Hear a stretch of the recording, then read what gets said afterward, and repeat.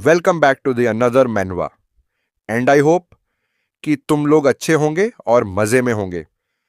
आपको मैं कुछ बता दूं कि ये इंट्रो जो है वो मेरे फेवरेट मनवा एक्सप्लेनर की है, तो इस इंट्रो का क्रेडिट उन्हीं को जाता है।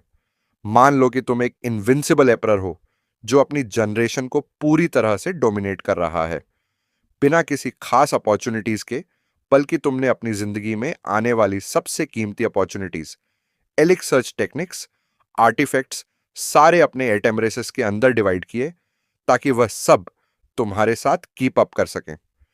पर बात यहीं से बिगड़ने लगती है क्योंकि उसकी इन एमरेसेस को ऐसा लगने लगता है कि इनका टैलेंट अपने एमसी से भी ज्यादा है और बस अपने एमसी ने ही इनको होल्ड बैक कर रखा है, और ऐसी कीमती अपॉर्चुनिटीज का लालच देके हम सबको अपने झांसे में फंसा के हमारी फ्रीडम को छीन लिया है।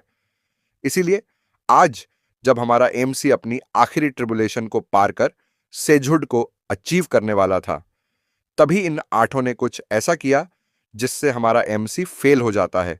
पर बात यहां खत्म नहीं होती क्योंकि अपना एमसी और ये आठ की आठों एमरेस आ चुके हैं अपने पास्ट के अंदर, जहां अब अपने एमसी ने कसम खाई है कि इस बार वो इन लोगों की कुछ मदद नहीं करने वाला और इनको पता चलेगा कि मेरे बिना इनकी औकात क्या है। वेल कहानी का सार तो मैं तुम लोगों को बता चुका हूं, तो चलो अब इस कहानी को डिटेल में एक्सप्लेन करना शुरू करते हैं। चैप्टर की शुरुआत में हमें नाइन हेवंस के सबसे ऊपर पिनिकल का सीन दिखाया जाता है, जहां चारों तरफ हरियाली और खूबसूरत सीनरी होती है और एक सेक्ट के दरवाजे के पास एक बूढ़ा आदमी खड़ा होता है और कहता है कि आज हमारे नाइन लाइफ वन रेबल अपने डाउ को साबित करके असेंशन के थ्रू सेजहुड को अचीव करेंगे और नाइन हेवंस के अंदर अपनी वेल डर्व पोजीशन को अचीव करेंगे। ये हमारे और हमारे लोगों के लिए सच में बहुत बड़ी ब्लेसिंग है। आज तुम लोग इस मैग्निफिसेंट फीट को अचीव होता देखोगे, ये तुम्हारा सबसे बड़ा फॉर्चून होने वाला है। तो चलो अब हम रिस्पेक्टफुली अपने heavenly one rebel nine life को वेलकम करते हैं और चलो ट्रिबुलेशन को शुरू किया जाए। इसके इतना कहते ही दरवाजा खुलता है और अपना एमसी अपनी एम्प्रेसेस के साथ बाहर आता है। मैं ऑनेस्टली बोलूं तो काफी सेक्सी एम्प्रेस है। पीछे से कुछ डिसाइपल्स एमसी का ये ऑरा देख के थोड़े से रूड कमेंट करने लगते हैं। उन्हीं में से एक डिसाइपल्स कहता है, क्या ये है सेलेस्टियल वेनरेबल? ये तो सच में बहुत ज्यादा शो ऑफ करते हैं। दूसरा डिसाइपल्स भी कहता है, महिलाओं के मामले में उसकी किस्मत वाकई लाजवाब है। उन 8 महारानियों को देखो, हर एक बेहद खूबसूरत है। तो इनके एल्डर्स इन सब का मुंह बंद कराते हुए बताते हैं कि अपना मुंह बंद करो और अपने एल्डर्स की रिस्पेक्ट किया करो, वरना अगर इस बंदे को गुस्सा आ गया तो इसकी ताकत इतनी ज्यादा है कि ये अकेले के दम पर तुम्हारी पूरी क्लेंस को खत्म कर सकता है। पिछले समय में इसने मॉन्स्टर रेस के साथ अकेले बैटल करी और पूरी डीमन रियल्म को अकेले के दम पे डिस्ट्रॉय कर दिया था। अगर मैं सिंपल भाषा में कहूं तो ही इस इनविंसिबल एग्जिस्टेंस सामने की तरफ ट्रिबुलेशन शुरू हो चुकी है और हमारी कहानी का मेन कैरेक्टर पूरे कॉन्फिडेंस के साथ इस ट्रिबुलेशन को चैलेंज करते हुए सीधा इसके सेंटर की तरफ ही आगे बढ़ने लगता है और कहता है, आज यानी मैं वेनरेबल हेवन में असेंड करूंगा। देखते हैं किसमें इतनी हिम्मत है जो मुझे रोक सके। यहां बोलकर असमान में ऊपर की ओर उड़ जाता है। तभी सभी लोग यह देख के हैरान थे और तभी हमें दिखाया जाता है कि ट्रिबुलेशन के अंदर से कोई एल्डर फिगर बाहर आने लगता है। यह देख के हमारा एमसीबी भी हैरान हो जाता है। एक लड़की बताती है कि यह तो हेवनली वनरेबल गुजिंग है, जो सदियों से आ रही टॉप रैंक ट्रिबुलेशन है। पर एक एल्डर अब भी मानते थे कि हमारे नाइन लाइफ वनरेबल इनविंसिबल है। सामने से हमारा एमएससी इन वनरेबल से कहता है, क्या हम बैटल शुरू करें? सामने से गोजिंग भी एकदम स्ट्रेट फेस के साथ कहता है, चलो शुरू करो। तो ऐसे ही हमारा एमसी और यह वनरेबल आपस में फाइट करने लगते हैं। इनकी फाइट की वजह से स्पेस भी सेट होने लगता है और चारों तरफ धमाके और लाइट की आवाजें गूंजने लगती हैं। पर सामने एमसी के एप्रेसेस के अंदर फिक्र का नामो निशान नहीं है। फिर हमें 3 एप्रेसेस का इंट्रोडक्शन कराया जाता है। Red rhombus empress Yue Hongling, vermilion bird empress Ji Juyan, nine heaven sword Chuling. अब कहनी में वापस आते हैं, जहां बल्कि चूलिंग तो ये कहती हैं कि मास्टर, हम इस समय का काफी लंबे समय से इंतजार कर रहे थे। सामने से वनरेबल गुजिंग, दाउ ऑफ टाइम का इस्तेमाल करते हैं। नीचे खड़े हुए एल्डर बताते हैं कि इस टाइम टेक्निक की वजह से वनरेबल गुजिंग के क्लोन्स मल्टीपल टाइमलाइंस के अंदर ट्रैवल कर हमारे हेवनली वनरेबल को हंट डाउन करेंगे, और अगर एक भी टाइमलाइन के अंदर वह एमसी को हंटर डाउन करने में सक्सेसफुल हो गए तो यहां एमसी की रियल बॉडी काफी ज्यादा घायल हो जाएगी। इस मूव को देख के एमसी की एक एम्प्रेस यानी जी जुयन काफी ज्यादा एक इविल स्मेल देती है, पर सामने से अपना एमसी कहता है हम यह मूव सच में काफी ज्यादा अच्छी है, पर मैं आपसे यह माफी मांगना चाहता हूं क्योंकि हर टाइमलाइन के अंदर मैं एक अनअराइवल्ड एग्जिस्टेंस रहा हूं। पर तभी हमें दिखाते हैं कि हेमनरी वनरेबल गुजिंग अपने एमसी के सारे टाइमलाइंस के अंदर उसे खत्म कर चुके थे, और वो कहते हैं कि ये क्या तुम तो अपने ही मुंह से अपनी खाली तारीफें करते जा रहे हो।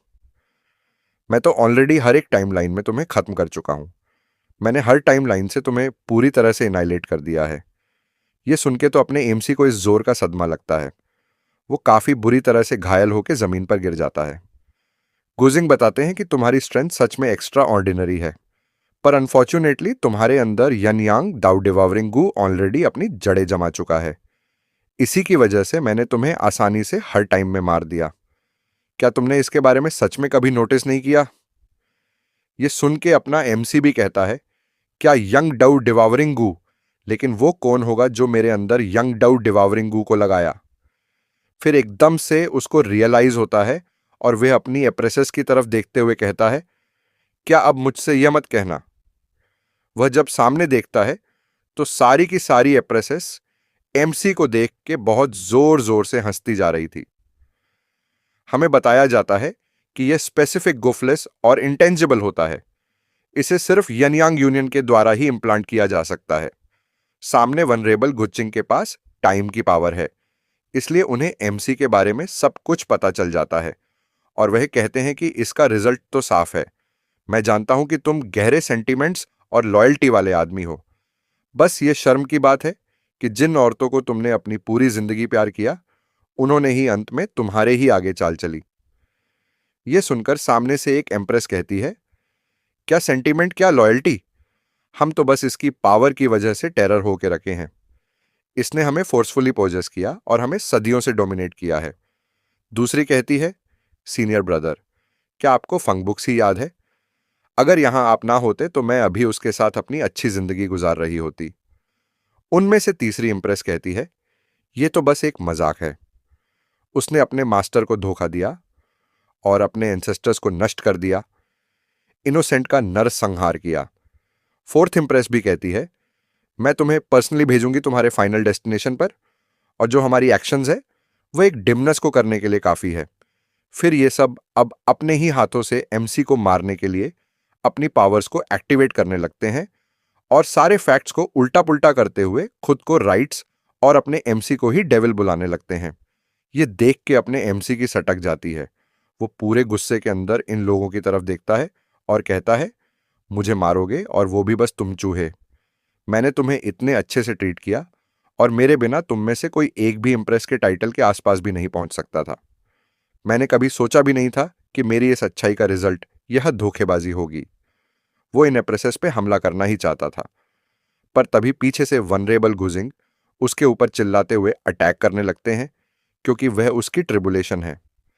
ऐसे ही वह उसके लिए रुक थोड़ी सकते हैं। यह देख के सभी लोगों को बहुत जोर का सदमा लग रहा था। पर इधर अपना एमसी कहता है क्योंकि अब जबकि मेरी मौत पक्की है तो अब मैं तुम सबको अपने साथ लेके मरूंगा। यह देख के वो एप्रेसेस घबराने लग जाती है और चिल्लाती है कि वो अपने कल्टीवेशन बेस को ही डेटोनेट कर रहा है। ऐसे तो हम सबको ही ले मरेगा, भागो यहां से। पर सामने वाली एम्ब्रेस चिल्लाती है नहीं, अब तो बहुत देर हो चुकी है। सामने से रूलर ऑफ टाइम वेनरेबल गुजिंग कहते हैं ये रैचेट डिस्प्ले क्यों फेलो डस्ट, ये लड़ाई तो मुश्किल से सेटिस्फाइंग थी। तुम्हें हराना जब तुम पॉइजन हो रखे हो, ये तो बिना ऑनर की जीत है। तो अब मुझे तुम्हें एक और मौका देना चाहिए। फिर हमें दिखाते हैं कि वनरेबल गुजिंग अपनी पावर्स का इस्तेमाल करते हैं और एमसी और उसकी आठों एग्रेस को अपने टाइम के वर्ल्ड पूल के अंदर खींच ले जाते हैं, और वह एक मुस्कुराहट देते हुए कहते हैं चलो अब अगले राउंड के लिए इन्हें भी तुम्हारे साथ ही आने दो।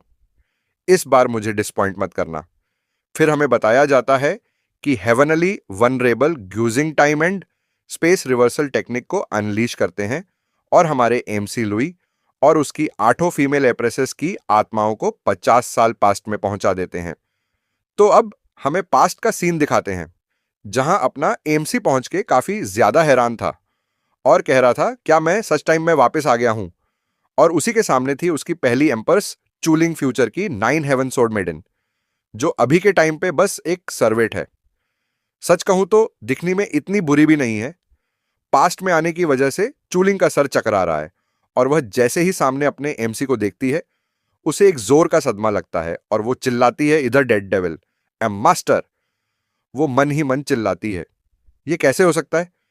क्या मैं पास्ट में आ गई? क्या वो सब कुछ सपना था? और सामने इसकी ऐसी भाषा सुनकर अपने आई एम से मुस्कुराता है और मन ही मन सोचता है कि इसके इस रिएक्शन के हिसाब से जरूर यह भी पास्ट में आ गई है। परफेक्ट हेवनली वनरेबल गुजिंग, आपका बहुत बहुत शुक्रिया मुझे एक और मौका देने के लिए। फिर लुई अपने दोनों पैरों के मोजे उतारने लगता है। यह देख के स्वर्ड मेडन थोड़ी कंफ्यूज हो जाती है। फिर लुई हंसते हुए अपने पैरों को आगे करते हुए कहता है कि चल अब मेरे पैर धो। यह सुनकर सोर्ड मेडन को एक झटका लगता है, पर वह रिफ्यूज नहीं करती और सीधा एमसी के पैर धोने लगती है और अपना एमसी यहां सोच रहा था मैं इसकी पिछली हरकत का बदला लेने के लिए अभी इसे मार सकता हूं। पर कभी कभी डेथ सबसे क्रूल पनिशमेंट नहीं होती। अभी के टाइम पर यह मेरे प्रति गुस्से और नफरत से भरी हुई है। अगर मैं अभी इसे मार दूं तो इसे असली दर्द की गहराई का अंदाजा भी नहीं होगा। मैं इसे जीने दूंगा। मैं यह सुनिश्चित करूंगा कि यह सरवाइव करे, बस इसीलिए ताकि यह खुद personally absolute mystery of life को एक्सपीरियंस करे मेरे बिना। फिर वह एक इविल स्माइल देते हुए कहता है, इसमें से कुछ भी सपना नहीं था। हम सब वापस समय में आ चुके हैं। यह सुनकर के स्वर्ड मेडन काफी ज्यादा हैरान हो जाती है। एकदम शौक से चिल्लाती हैं, वाट हम सब, अब मुझसे यह मत कहना कि एकदम सही। लुई इसकी बात को काटते हुए कहता है कि हेवनली वनरेबल गुजिंग की स्पेस टाइम टेक्निक हमें वापस समय में ले आई है। उस दिन जो शब्द तूने मुझसे कहे थे वो सब मुझे एकदम क्रिस्टल क्लियर याद है।